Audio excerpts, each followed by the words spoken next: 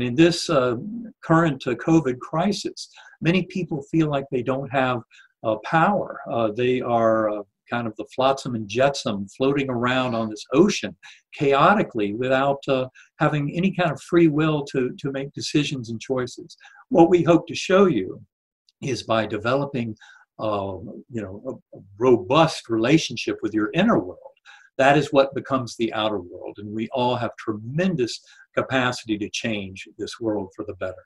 And that's what this is all about, especially in the face of a challenge such as the COVID pandemic that we're all kind of hunkered down at home now all about. It's really about how we live these lives and what we learn, and what Karen and I try and share with the world in our meditation play shops, many of which are canceled now because of coronavirus, but it's something we're happy to share with this audience, is the power that we truly have over our lives, and that we can trust in this universe, and that we are bound together by this incredibly beautiful force of love. And it's something that's been described for thousands of years by many different seekers and journeyers. For a long time, this was just a message brought back by prophets and mystics, and then codified in various religious orthodoxies. But one thing that became very clear to me as I started to share my journey in talks in the years after my coma, but before Proof of Heaven came out, is how powerful this gift is to help people. And I think one of the things that becomes very apparent early on is much of what I had thought to be scientifically based from all of my training before my coma, things like Darwinian evolution, survival of the fittest, in many ways were kind of a misinterpretation of the data that science was showing us. I can tell you that biologists today would tell you very clearly that competition, outdoing your competitor, is not really the way there is success in the biological kingdom. It's much more about collaboration and cooperation, not only between members of a species, but even between species. We're all truly in this together, and it's not just about humanity and humans. And we need to become better stewards of this. But all that starts by becoming better stewards of our own lives.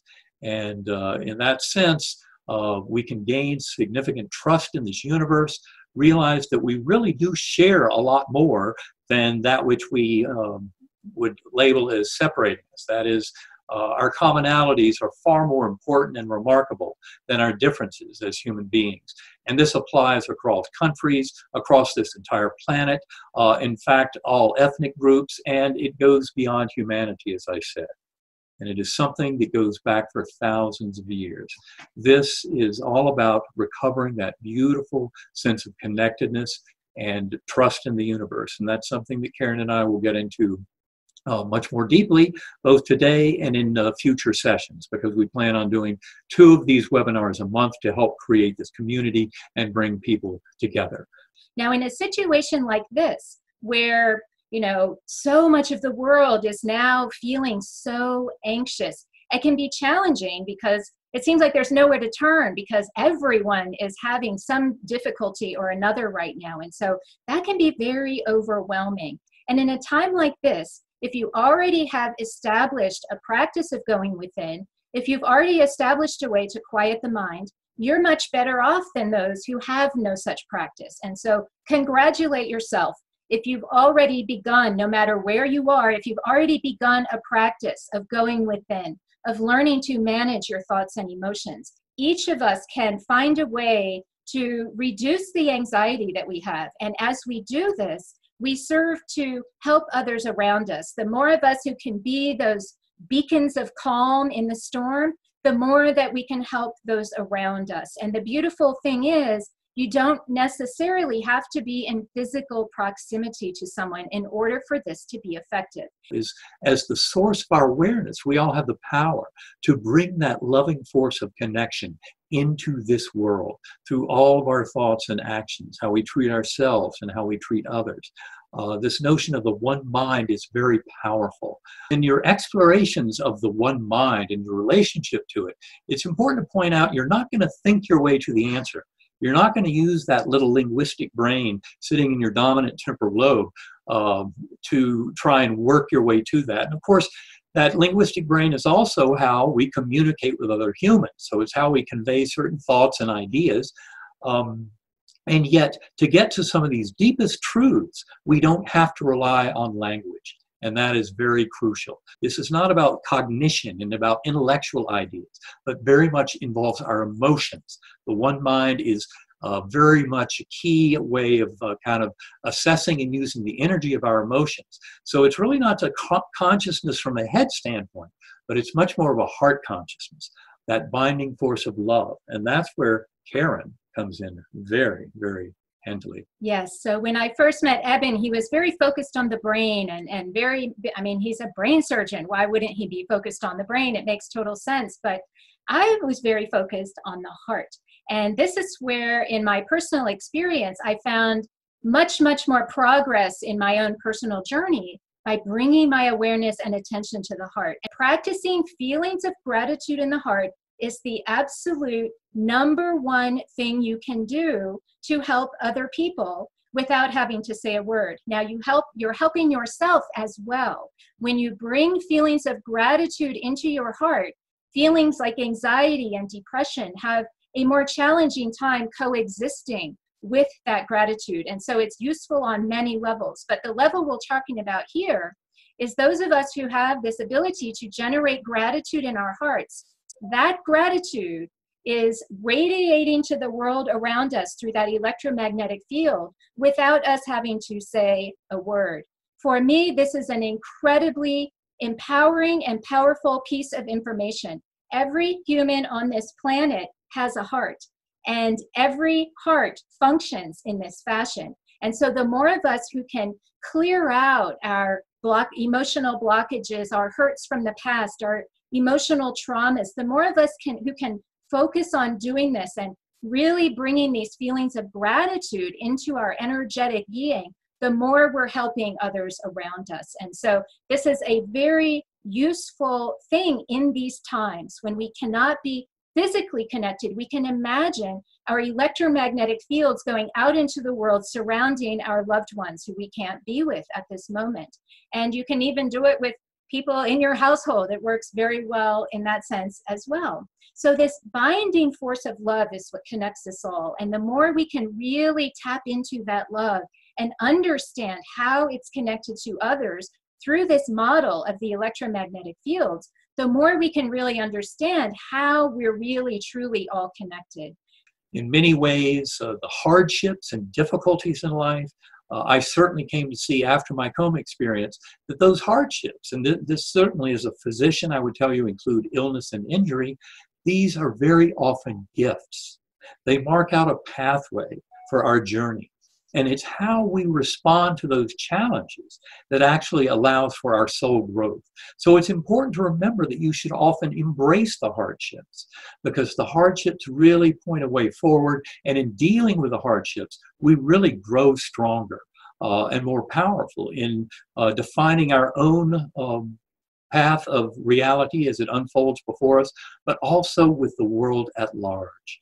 We all have the great power to help this world by developing our connection with that one mind and starting to realize that we are far more than just this little physical body.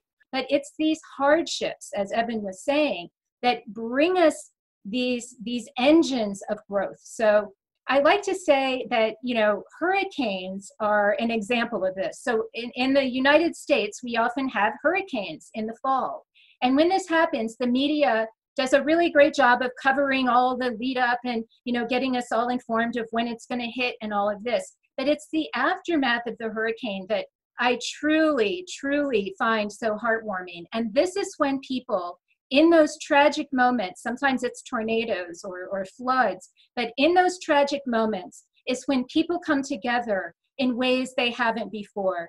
There's no more racial issues, gender issues, political divides. Everyone is helping each other because we truly are in this together. And when we're going about our daily lives and we have no problems and we're just, churning through our commutes and our tasks and raising our children and going to school and whatever it is, we don't necessarily focus on how to grow spiritually or personally. And when we're given a hardship, this is our opportunity. And so this global crisis that we're all in together truly is an opportunity for all of us to grow together. It's, you know, in addiction, they call it a gift of desperation when you hit bottom. And some people find that they call it a gift because some of these addicted people who hit that bottom, it's that coming back up, that realizing that they are so much more than they thought.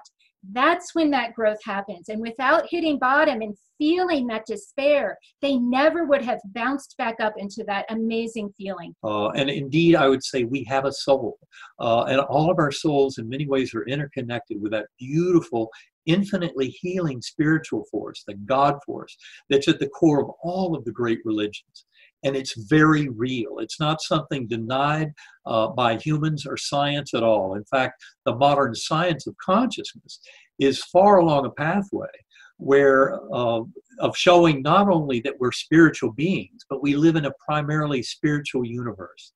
And this is something that's a very complex kind of scientific argument that has to do with quantum physics and neuroscience and philosophy of mind. But all any of us need to know in the here and now, in dealing with the challenges and hardships that we see of people suffering with this illness and recovering, and of all of us banding together to try and prevent the spread of this virus so that it does not overwhelm our healthcare systems. We need to learn more about being there for each other. First and foremost, recovering a love of the universe for ourselves, but then serving as a conduit for that love and sharing it with the universe. And the best way we can do that in this time of crisis is to make sure that we're still there to take care of each other, and especially the least, the last, and the lost. I would encourage you to remember that our knowledge of this and our growing understanding of humanity is something that is very refreshing and liberating in what it offers about our potential to truly create the world of our dreams. And that is especially apparent when we deal hardships like this. And I think that it is time for all of us to rise to the occasion.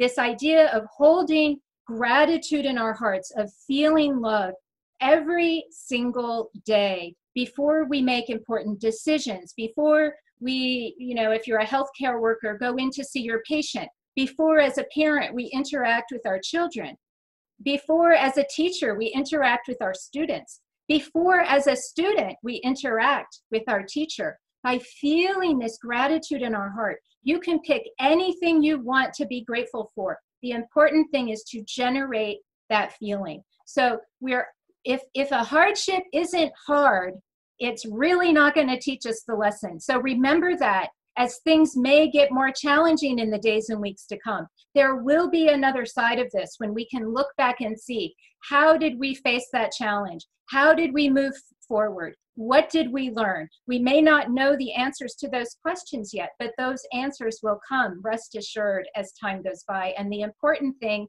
is to remember the lessons that we learn from our hardships. And we hope as a global community, as Eben was saying, theories of evolution point to collaboration as a way for us to move forward as the human species. Not competition against each other, but collaboration is what helps us survive in this world we call Earth.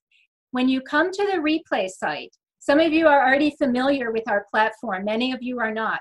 When you come to our replay site, you will find a video and then we will of the full replay, and then we will post sections of the replay. In all of those areas, there are places for people to leave comments. And that's where we hope that all of you who wish to will leave your stories, will share your experiences, will become a part of this community. Not only Eben and I can reply and assist you in questions of concern, but other people can jump in because so many people out there have this kind of knowledge. And those of you who do, you're going to be called on to help others really get through this crisis. And this community that we want to really bring together, one mind, united in hope and healing, we hope will continue beyond the crisis so that we can stay connected and work together to find solutions and really feel connected as a global spiritual community, one where all souls are equal, one where no soul is left behind. And that is our goal. And so please come to our community, leave your stories, leave your comments, support each other. We are here for you. We want to remain here for you throughout this crisis and beyond. And we are absolutely thrilled to be a resource in these times. Everyone is stepping up with their particular skill to offer to our world. And this is what we do. And so we're so pleased to bring it to all of you. And we hope to share many, many more resources with you in our future webinars. We're all in this together. And as Karen said, no soul left behind. Every soul is important in this awakening. And we fully believe that challenges like the COVID-19 pandemic offer beautiful opportunities for growth, to bring us together, to give us the heartfelt stories of humans helping humans and taking care of each other. This is really all about an expression of gratitude. Gratitude and forgiveness are two of the most powerful tools we have available. And the more we can be very grateful for having each other in facing this particular crisis and being able to help each other to grow through it, I think is a beautiful gift from the universe, and we'll come to see it that way.